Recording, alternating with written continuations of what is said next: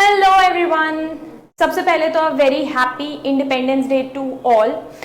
My name is Vishishta and I welcome you all to another session of daily current affairs. So भाई आज में एक बहुत ही important day हम पढ़ने वाले हैं जो कि 14 अगस्त को मनाया जाता है।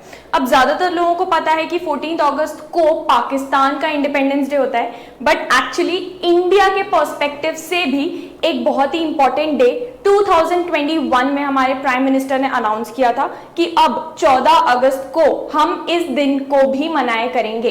वो हम लास्ट में पढ़ेंगे इस पूरे सेशन के, but it's a very very very important day from exam point of view as well as from knowledge point of view. Starting with हम हमेशा स्टार्ट करते हैं national affairs. If there is anything international affairs तो वो जैसे कि आज है हमारे पास sports awards in case there is any obituaries miscellaneous, उसके बाद और लास्ट में हम जाते हैं इंपॉर्टेंट डेज पे। So today we are going to talk about what all happened on 14th August. आज 15 अगस्त है तो एक दिन पहले जो हुआ 14 अगस्त को वो हम आज डिस्कस करेंगे 10:30 पर। This session will be uploaded for you. कल हम डिस्कस करेंगे कि आज क्या हुआ। This is how we are going to go about it. Starting with सबसे पहले नेशनल अफेयर, एक बहुत ही इंपॉर्टेंट चीज हुई है जिसमें यूनियन मिनिस्टर ऑफ एजुकेशन जो हमारे हैं श्री धर्मेंद्र प्रधान जी, उन्होंने लॉन्च किया है डायरेक्ट बेनिफिट ट्रांसफर। अब ये क्या होता है मैं एक ही सेकंड में बताऊंगी, बट पहले ये समझ लेते हैं कि ये डायरेक्ट बेनिफिट ट्रांसफर किस स्कीम के अंडर हो रहा है या किस चीज के लिए किया जा रहा है। तो ये किया जा रहा है नैप्स के under, NAPS which is national apprenticeship promotion scheme. तो ये प्रमोशन स्कीम या नैप्स ओवरऑल होती क्या है? बेसिकली नैप्स एक स्कीम गवर्नमेंट ने लॉन्च की थी जिसके अंडर कंपनीज को, ठीक है, कंपनीज को गवर्नमेंट ने इंसेंटिव दिया था। अब इंसेंटिव क्या होता है? देखो, मैं अगर आपको छुट्टी के दिन बोलूं कि यार क्लास है आना पड़ेगा, तो बच्चे बोलेंगे कि अरे यार संडे को भी बुला रही है, संडे भी खराब कर दिया। इसके बजाय मैं बोलूं कि यार क्लास है आ जाओ, उसके बाद मस्त पार्टी करेंगे, तो इंसेंटिव मिलता है ना, sort of like motivated feel होता है, तो दैट इज इंसेंटिव।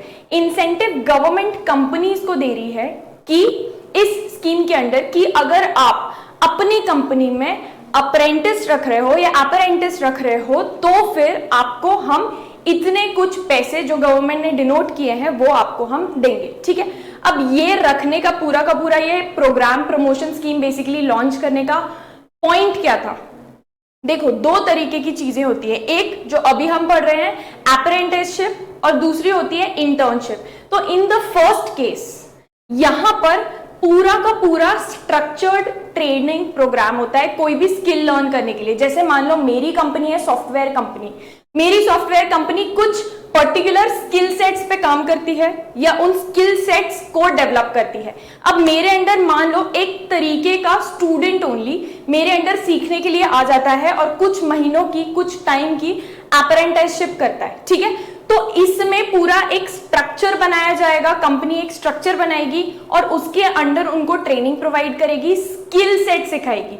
वहीं अगर कोई इंटर्नशिप कर रहा है तो इंटर्नशिप भी एक्चुअली में सीखने के लिए टू लर्न अंडर समवन या अ कंपनी ऐसे ही होता है। इट्स बेसिकली दोनों में एक चीज जो कॉमन है वो ये है कि दोनों are a source of learning only. But internship program उतना ज्यादा स्ट्रक्चर्ड नहीं होता, थोड़ा एंट्री लेवल होता है और बेसिकली फ्यूचर के काम का होता है कि भाई फ्यूचर में जाके वर्क एक्स के तौर पे ये काउंट करेगा या हम बेसिकली सीवी में मेंशन करेंगे, उतना ज्यादा स्ट्रक्चर्ड नहीं होता। But on the other hand the former apprentice अगर आप हो तो आपको पूरा स्ट्रक्चर्ड वे में किया जाएगा। इससे क्या होता है, कोई भी आप यूथ को, इंडिविजुअल को स्किल सेट सिखा रहे हो, उनका डेवलप कर रहे हो, तो ऑब्वियसली एम्प्लॉयमेंट जनरेट होगा। तो इसमें अब गवर्नमेंट ने पहले कंपनीज को तो इंसेंटिव दे दिया, लेकिन जो यूथ है जो अल्टीमेटली स्किल्स जाके सीखेंगे, उनके अंडर जाके काम करेंगे, उनको भी तो कुछ इंसेंटिव चाहिए ना। अब 3 महीने की मान लो आप बोल रहे हो कि चलो 3 महीने के लिए you are an apprentice, but वो 3 महीने इंसान अपना गुजारा कैसे चलाएगा? तो government thinks about that as well. उसके अंडर अब आती है बात डायरेक्ट बेनिफिट ट्रांसफर की। Direct benefit transfer is nothing but government directly उस इंसान के आधार लिंक्ड बैंक अकाउंट में कुछ पैसे ट्रांसफर करेंगे और इनफैक्ट ये चीज ऑलरेडी स्टार्ट हो चुकी है। कुछ 1 लाख अप्रेंटिस की बैंक अकाउंट्स में ऑलरेडी सरकार 15 करोड़ रुपए कुछ ट्रांसफर कर चुकी है। तो this program has already started. इसका नया फेज और नए जोर शोर से इसको अब लॉन्च किया जा रहा है। किन्होंने किया है लॉन्च? ये किया है लॉन्च हमारे union minister for education Shri Dharmendra Pradhan ji ने, ठीक है। क्योंकि कई बार हम करंट अफेयर्स में कुछ पढ़ रहे होते हैं बट वो स्टैटिक में हमसे पूछा जा सकता है, तो इस टाइप की चीजें कि who is our union minister for education आपसे पूछा जा सकता है। आप बोलोगे कि मैम इतना कुछ कैसे याद रखें? आप रोज के न्यूज में पढ़ोगे ना, जैसे हम बहुत बार ऑलरेडी पढ़ चुके हैं। हमको अमित शाह ऑलरेडी पता है, हमारे होम मिनिस्टर है, बहुत सारी चीजें वो लॉन्च करते रहते हैं, है ना। नितिन गडकरी हम बहुत सारी जगह पढ़ते हैं जब भी नेशनल हाईवेज की बात होती है। तो इस तरीके से जब रेपिटेशन होगा तो आपको रटने की जरूरत नहीं पड़ेगी, you will automatically remember things. Coming on to the next important news, भाई यूपी गवर्नमेंट ने बोला है अभी, ठीक है, बना नहीं है, बोला है अभी कि we are going to make country's largest IT information technology hub in Lucknow. UP में ऑब्वियसली लखनऊ में ही बनेगा। तो भाई ये आईटी हब, जो लोग पुणे में रहते हैं हिंजेवाड़ी साइड गए होंगे, Hinjewadi phase 1, 2, 3, that's actually IT hub. Hub मतलब किसी भी चीज का सेंटर या मेन रीजन जहां से सारा का सारा ऑपरेट होता है। एनीथिंग, किसी भी चीज का हब हो सकता है, जैसे एजुकेशनल हब आईआईटीज के लिए, या अगर आपको इंजीनियरिंग करनी है, आपको आईआईटी क्रैक करना है, जेईई क्रैक करना है, उसका हब बोला जाता है कोटा, है ना। उस पे सीरीज भी आई है Kota factory.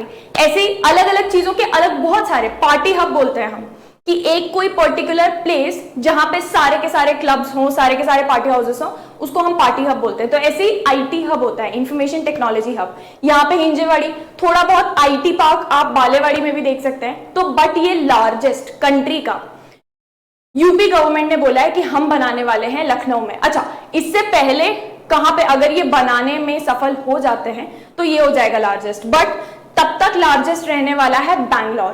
Bangalore in fact is also known as the IT capital of the country, क्योंकि सारे के सारे स्टार्टअप्स, सारे के सारे आईटी मेजर कंपनीज के हेडक्वार्टर्स आप सारे के सारे देखेंगे बैंगलोर में ही है। और कभी नोटिस करना है, आपका कोई फ्रेंड, भाई बहन इंजीनियर जो होते हैं, उनकी नौकरी लगती है ना अगर, या नौकरी कर रहे हैं ऑलरेडी, तो मैक्सिमम टाइम्स आपको बैंगलोर, हैदराबाद इस टाइप की सिटीज में मिलेंगे, और ज्यादातर सारे के सारे बैंगलोर में बसे हुए। मतलब वहां जाओ तो हर तीसरा मैं शायद ज्यादा बोल रही हूँ, हर दूसरा ही इंसान आपको इंजीनियर मिले। तो आईटी हब अभी, और इंडिया का IT capital of India is Bangalore. But UP government ने बोला है कि हम बनाएंगे इंडिया का या कंट्री का लार्जेस्ट आईटी हब। कौन सी सिटी में बनाने वाले हैं? लखनऊ में। इन्हें बोला है 40 एकड़ जमीन लेके हम पूरा का पूरा एक आईटी पार्क एस्टैब्लिश करेंगे। अब वो बना देंगे तो ऑब्वियसली कंपनीज वहां पर जाएंगी, अपने हेडक्वार्टर्स खोलेंगे, अपने ऑफिसेस खोलेंगे। तो that is probably possible, but कुछ टाइम लगेगा इसमें, ठीक है। चलो, coming on to the next news, very very important, ये इंटरनेशनल लेवल पे भी, global maritime India summit. Summit मतलब कोई भी चीज, मीटिंग, कॉन्फ्रेंस अगर हो रही है उसको हम समिट कहते हैं। तो global maritime India summit declare किया है कि भाई ये अक्टूबर में होने वाली है, 17 अक्टूबर से लेके 19 अक्टूबर तक न्यू दिल्ली में, प्रगति मैदान, ठीक है। अब ग्लोबल मैरीटाइम इंडिया समिट क्या होती है? हमको ये समझ में आ गया, मैरीटाइम से रिलेटेड है कुछ। मैरीटाइम क्या होता है? बेसिकली कुछ नहीं, सिंपल टर्म्स में समझे तो ट्रेड थ्रू सी, चाहे गुड्स हो गए, चाहे सर्विसेज, चाहे पीपल, इनको अगर आप दूसरे कंट्रीज के साथ इंपोर्ट एक्सपोर्ट करती है ना इंडिया, किसी भी कंट्री को ले लो, हम इंपोर्ट एक्सपोर्ट से ही हमारी इकोनॉमी चलती है ज्यादातर, है ना। तो ये जो इंपोर्ट एक्सपोर्ट या रादर ट्रेड हम करते हैं, ये मैक्सिमम ट्रेड 95% बाय क्वांटिटी, मतलब जो इंडिया का ओवरऑल ट्रेड होता है ना दूसरी कंट्रीज के साथ, उसमें से 95% of the quantity and 77% of the entire value of पूरा का पूरा ट्रेड इज थ्रू सी, समंदर के थ्रू होता है। क्योंकि आप लॉजिकली सोचो, किसी भी बहुत बड़े कार्गो को, शिपमेंट को लेके जाना थ्रू सी ज्यादा आसान है या एयरप्लेन पे? उसमें तो एक कैपेसिटी होती है ना, आप उससे ज्यादा उसको भर नहीं सकते। उसके कंपैरिजन में शिप्स के थ्रू आप बहुत ज्यादा लोड लेके जा सकते हो। इसलिए हेंस 95% ऑफ द क्वांटिटी जो पूरा ट्रेड होता है इंडिया का इज थ्रू सी, और यही जो सी के थ्रू पूरा हम ट्रेड करते हैं ये आता है इंडिया के मैरीटाइम सेक्टर के अंडर, ठीक है। इंडिया का maritime sector is wide spread, मतलब आप देख लो तो कोस्ट लाइन के अलोंग 12 कुछ मेजर पोर्ट्स हैं हमारे, और 200 से भी ज्यादा नॉन मेजर छोटे मोटे पोर्ट्स हैं। सो n number of ports and उसके थ्रू हमारी ट्रेडिंग चलती है। तो अब बेसिकली हम इस समिट में क्या करने वाले हैं, जिसमें आप देख सकते हैं 40 कंट्रीज के भी ज्यादा एम्बेसडर्स और डेलीगेट्स आने वाले हैं। तो इनको बुला के हम अब दिखाने वाले हैं कि भाई India is a proper established maritime sector, मतलब हम ऑलरेडी हमारा मैरीटाइम सेक्टर इस्टेब्लिश्ड है, हम इतने सालों से चलाते आ रहे हैं सक्सेसफुली। तो दूसरों को दिखेगा तो वो क्या करेंगे, वो इधर इन्वेस्ट करना चाहेंगे, यहां अपना बिजनेस चलाना चाहेंगे, इन दी एंड एम्प्लॉयमेंट जनरेट होगा, है ना। तो इस चीज को होने के लिए आपको पहले एक्चुअली में ग्लोबल लेवल पे चिल्ला चिल्ला के बताना पड़ता है कि देखो हम क्या कर रहे हैं, तभी जाके दूसरे कंट्रीज को पता चलता है। जैसे एरो इंडिया हुआ था इस साल के स्टार्टिंग में ही अराउंड, एरो इंडिया में हमने पूरा अपना डिफेंस एयरफोर्स स्पेसिफिक हमने पूरा दिखाया था कि भाई देखो हम इतने एडवांस हो चुके हैं, तब जाके दूसरी कंट्रीज को दिखा था, जिसमें से 2-3 कंट्रीज ने फिर हमको ऑर्डर्स दिए कि आप क्या हमारे लिए ये एयरक्राफ्ट बना सकते हैं, क्या आप इस चीज को हमको सिखा सकते हैं। तो ये सब कब पता चलता है, जब आप खुद बताते हो। जब आप खुद बताओगे कि यार मैंने इतनी पढ़ाई कर ली है, तब जाके दोस्त बोलेगा यार ये टॉपिक सिखा दे मुझे। इसी तरीके से कंट्रीज लेवल पे भी आपको बताना पड़ता है। तो ये सब जब करते हैं ना, तो ये समिट के रूप में करते हैं, ठीक है। तो global maritime India summit is a very very very important summit for India.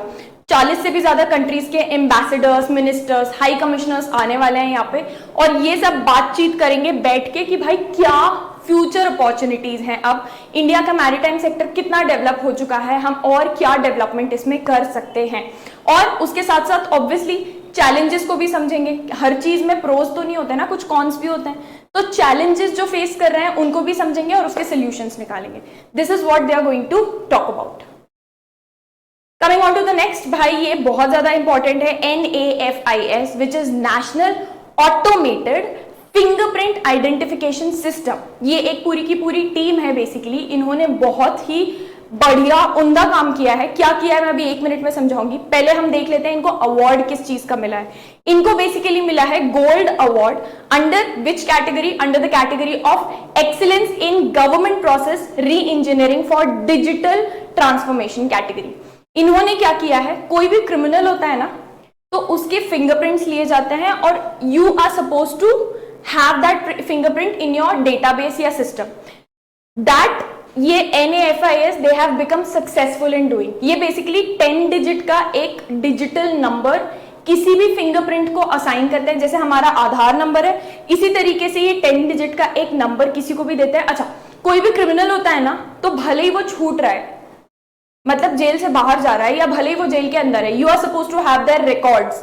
और रिकॉर्ड्स ऐसे सिर्फ फेस या एड्रेस नहीं, क्योंकि भाई फरार हो गया तो फेस या एड्रेस का क्या करोगे आप, है ना।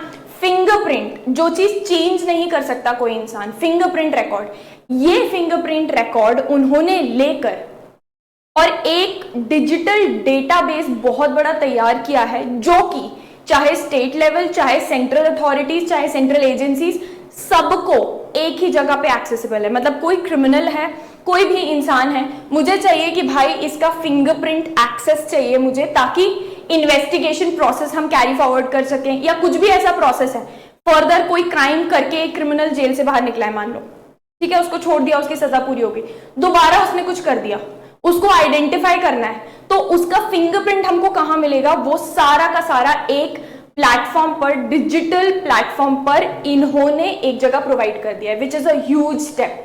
मोदी जी का हमारा ड्रीम था to make a secure India, and this is a huge step towards it, इसलिए इनको ये अवार्ड दिया गया है। And Amit Shah ji was present there while giving this award, और उन्होंने काफी ज्यादा स्पीच भी दी। उन्होंने बोला यही कि भाई हमारा जो विजन है टू मेक इंडिया सिक्योर, हर पॉइंट ऑफ व्यू, हर एंड से, this is a huge step towards it.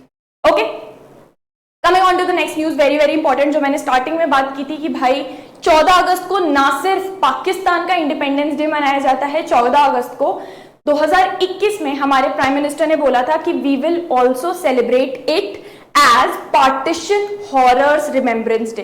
क्योंकि भाई देखो, अगर पाकिस्तान का इंडिपेंडेंस डे मनाया जाता है तो लॉजिकली सोचो उस दिन पार्टीशन हुआ था, है ना। बेसिकली रेडक्लिफ लाइन खींची गई थी इंडिया और पाकिस्तान के बीच में, और पार्टीशन हुआ था। पार्टीशन में बहुत बड़े लेवल पे कम्युनल वायलेंस हुआ था, खासतौर पे पंजाब सिंध एरिया में बहुत ज्यादा बड़े लेवल पे। आज तक ऑफिशियल डेटा क्लियर नहीं है, डेटा रिलीज किया है, लेकिन कई लोग बोलते हैं कि this is not the correct number of the people who lost their lifes. आप रियलिटी में जाके लोगों से बात करो, फैमिलीज से बात करो, तो आपको पता चलता है कि कितने बड़े लेवल का रातों रात मतलब सोते हुए लोगों को मारा गया था। इतना ज्यादा लोग अपने घर, कपड़े आप इमेजिन नहीं कर सकते, सिर्फ अपने आप को लेके भाग गए थे और सोचो कंट्री छोड़ के आ गए और यहाँ पे बस गए फिर, या यहाँ से छोड़ के वहां पे गए, इस तरीके से लोगों का भागना पड़ा था। So it was a dark day in the history of the entire world in fact. तो इसलिए इसको ना सिर्फ अगर आप पाकिस्तान के पॉइंट ऑफ व्यू से देखें तो ठीक है उनका इंडिपेंडेंस डे, लेकिन आप दोनों ही कंट्री के पॉइंट ऑफ व्यू से देखें तो a lot of people lost their lives and this process could have been done peacefully. इसको बहुत बार बोला गया, आप इंटरव्यूज में पढ़ेंगे कि ये जो पार्टीशन की लाइन खींची गई और रातों रात दो कंट्रीज डिवाइड कर दी गई ना, डोमिनियन ऑफ इंडिया और पाकिस्तान अलग अलग, इसको थोड़ा और पीसफुल तरीके से किया जा सकता था। और पीसफुल कब होता है? जब ये वेल ऑर्गेनाइज्ड होता। ऐसे नहीं होता कि आज मैं यहाँ से लाइन खींच दे रही हूँ और मैं बोल रही हूँ कि भाई ये इंडिया और ये अलग कंट्री बांग्लादेश, तो ऑब्वियसली लोगों में भीड़ भाड़ में एकदम पैनिक क्रिएट होता है, लोग भागते हैं और फिर ये वायलेंस आता है। इसलिए आज तक ये बात की जाती है कि इसको बहुत ज्यादा और बेटर तरीके से, ऑर्गेनाइज तरीके से किया जा सकता था। आई एम नॉट सेइंग कि पार्टीशन की लाइन नहीं खींचनी चाहिए थी, all that, but this could have been done in a very या in a much more organised manner. इसलिए 14 अगस्त को पार्टीशन हॉरर्स रिमेम्बरेंस डे भी मनाया जाता है अलोंग विद पाकिस्तान का independence day. And the last, world organ donation day 13 अगस्त को मनाया जाता है। ये बहुत इंपॉर्टेंट डे है, स्पेशली इंडिया के पॉइंट ऑफ व्यू से। इंडिया में अभी भी लोगों में ज्यादा अवेयरनेस नहीं है कि ऑर्गन डोनेशन कितनी ज्यादा इंपॉर्टेंट चीज होती है। अभी भी कितने लाख लोगों का एक्सीडेंट के through they go to ICUs and critical care unit, और उनकी जान बचाई जा सकती है अगर लोगों को और उनकी फैमिलीज को सिर्फ इतनी सी अवेयरनेस हो कि किसी की भी डेथ होती है ना, एक्सीडेंटल डेथ या सडन डेथ किसी की होती है, तो उनके ऑर्गन्स कुछ घंटों तक प्रिजर्व किए जा सकते हैं। आपको बस एक फॉर्म भरना होता है, नियरेस्ट हॉस्पिटल या अथॉरिटीज को आपको इन्फॉर्म करना होता है कि ऐसा हो गया है, and then their organ can be use to save a life. और इस चीज को लेके या तो इंडिया में काफी ज्यादा अवेयरनेस भी नहीं है और दूसरी चीज टैबू भी है। रिसेंटली अगर आप देख लें, मैं बचपन में इनफैक्ट मैं बोलती थी अपनी मम्मा को कि मैंने एक बार एड देख लिया था, हमारे स्कूल में कैंपेन हुई थी, तो मैं मम्मा को बोलती थी कि अगर when I die I will donate all the organs in my body including my eyes and all. तो दे हैव दिस सुपरस्टिशन बोल लो या जो भी बोल लो कि नहीं आंखें नहीं देते, नहीं ऐसे नहीं देते, बेसिकली कि आपको अगले जन्म में इस चीज का अफेक्ट पड़ेगा, you are suppose to go whole, जैसे हो वैसे जाओ, इस तरीके का कुछ तो भी उन्होंने बोला था। दैट्स व्हेन इतने बचपन में आई रियलाइज कि अच्छा, ना सिर्फ अवेयरनेस की कमी है, लोग इस तरीके से उसको थोड़ा रिलीजन से अटैच करके डरते भी हैं। तो but this is not a way. आप अगर एक इंसान जो चला गया है वो अभी भी काम आकर किसी और को बचा सकता है, तो क्या वो नहीं चाहेगा कि वो ऐसे करे? But since they are not alive any more, अपनी मर्जी बताने के लिए तो फैमिली मेंबर्स को समझना चाहिए और उनको ये इनिशिएटिव या स्टेप लेना चाहिए। इसलिए इसी चीज के बारे में अवेयरनेस फैलाने के लिए ग्लोबल लेवल पे या वर्ल्ड लेवल पे 13 अगस्त को वर्ल्ड ऑर्गन डोनेशन डे मनाया जाता है। अच्छा, 2023 की इसकी थीम भी थी बहुत सिंपल सी, क्या? Donate organ save life. सीधा आप डोनेट करोगे organs, you will be able to save life. So donate organs save life. हर साल डिफरेंट थीम्स होती हैं, आपको एग्जाम में पूछा जाएगा इस साल का थीम या किस दिन ये मनाया जाता है।